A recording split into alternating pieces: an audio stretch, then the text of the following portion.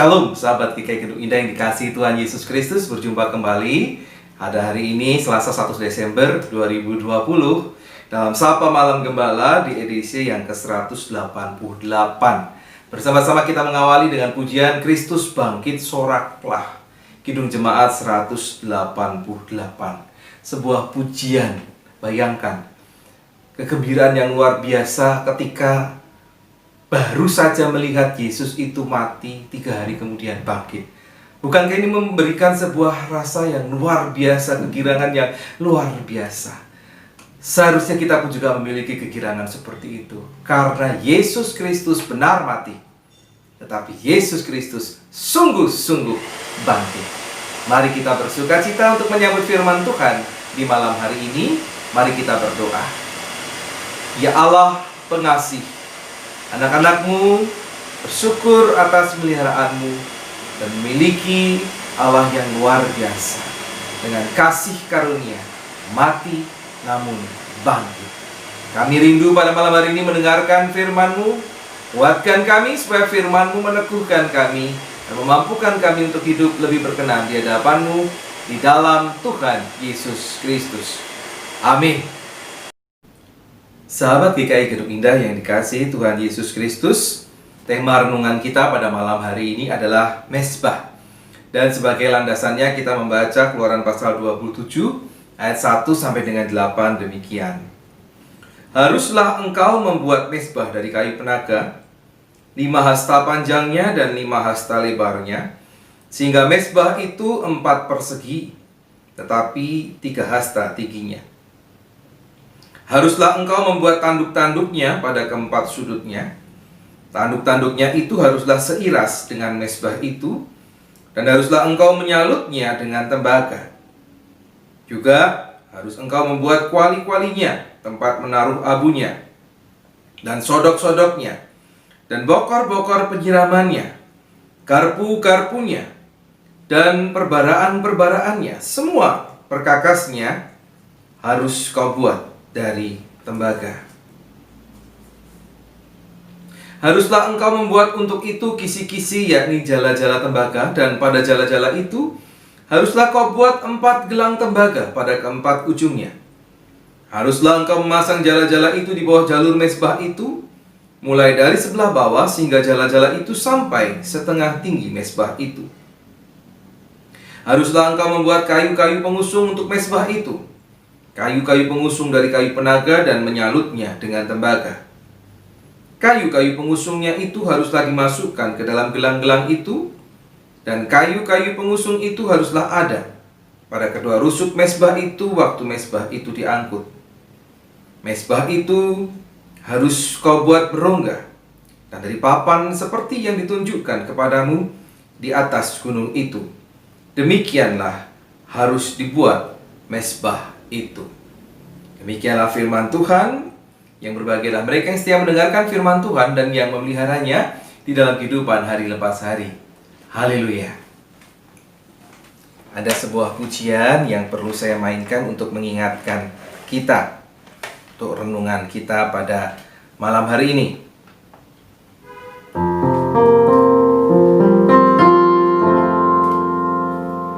Hidup ini ku letakkan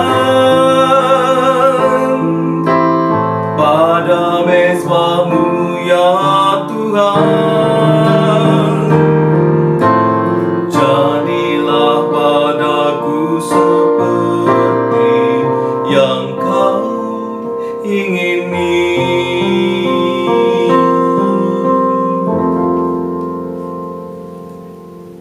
Sahabat GKI Gedung Indah yang dikasihi Tuhan Yesus Kristus, kalau sahabat memahami apakah mezbah itu, maka sahabat kemudian akan menyanyikan lagu ini dengan hati-hati, dengan sungguh-sungguh, tidak sembarangan. Kenapa? Karena mezbah itu bukan tempat persembahan biasa. Ia digunakan sebagai tempat mempersembahkan korban bakaran yang darahnya sudah dicurahkan. Nah, meskipun memang tidak akan dipraktekkan bagi manusia, dalam tafsiran yang lain ada betul-betul ya. Tapi konsekuensinya berat. Misalnya ketika Yefta bernasar, dia akan mempersembahkan sesuatu, pokoknya yang keluar pertama kali menyambut aku dalam kemenangan peperangan ini akan aku persembahkan kepada Tuhan. Gitu ya. Jadi Yefta sangat sembrono pada waktu itu, dan celakanya yang keluar menyambut adalah anak perempuan Yefta sendiri. Sehingga Yefta kemudian terkena dengan nasarnya sendiri. Tafsiran yang lain mengatakan bahwa anaknya ini terpaksa harus jadi korban, betul-betul dibunuh karena bapaknya ini, dasar bapaknya.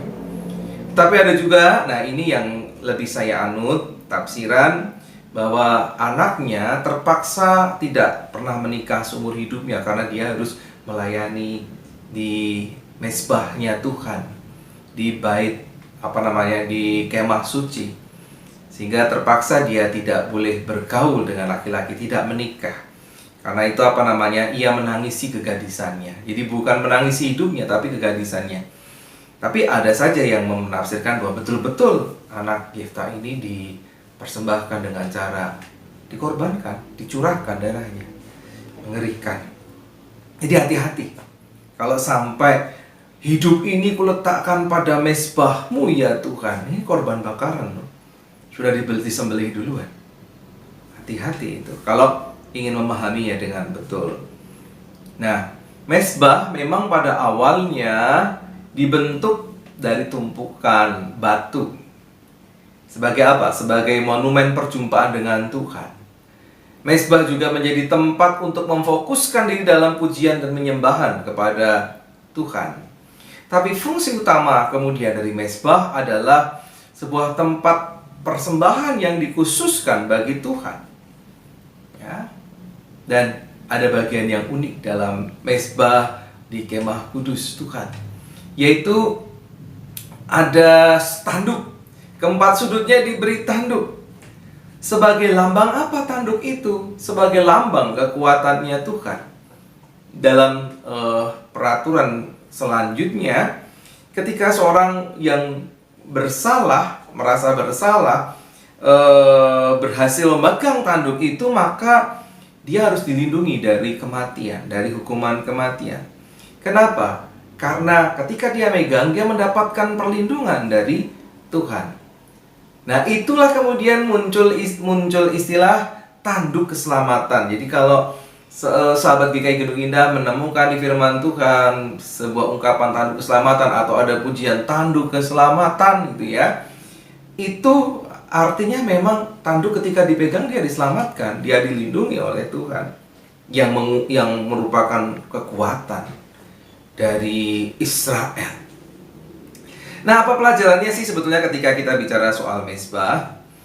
Pelajarannya adalah mezbah itu selalu terhubung dengan keselamatan yang datang dari Allah. Karena itu bersyukurlah atas karya Kristus di salib. Sehingga kita tidak perlu ribet-ribet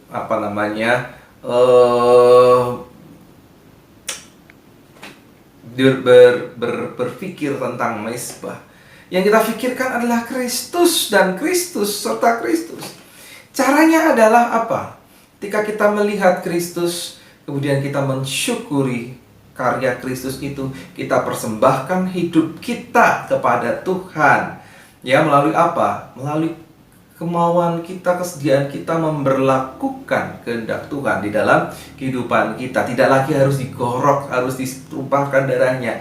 Asal engkau sedia memberlakukan firman Tuhan dalam kehidupanmu, itu menjadi sebuah persembahan syukur yang hidup, yang menyenangkan hati Tuhan. Dan itu pula lah cara kita mempraktekkan lagu di atas.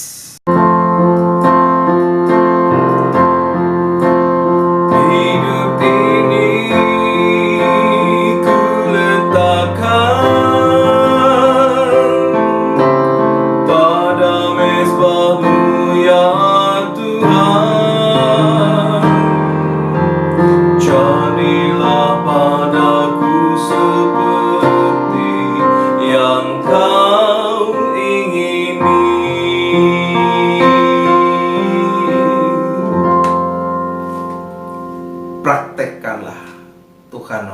memberkati saudara. Mari kita berdoa.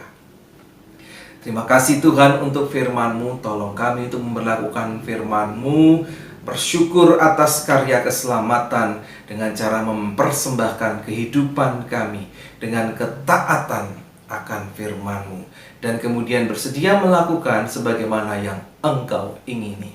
Di dalam Tuhan Yesus Kristus. Amin. Sahabat GKI Gendung Indah yang dikasihi Tuhan Yesus Kristus, mari kita mengakhiri Sapa Malam Gembala di malam hari ini. Kita menyanyikan kembali Kidung Jemaat 188, Kristus bangkit, soraklah.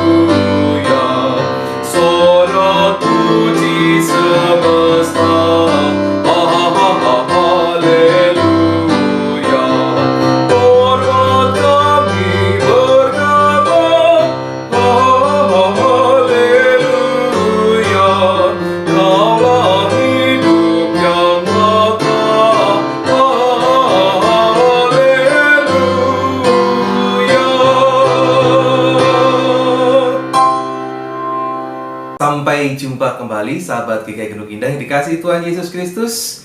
Tuhan Yesus memberkati saudara. Amin.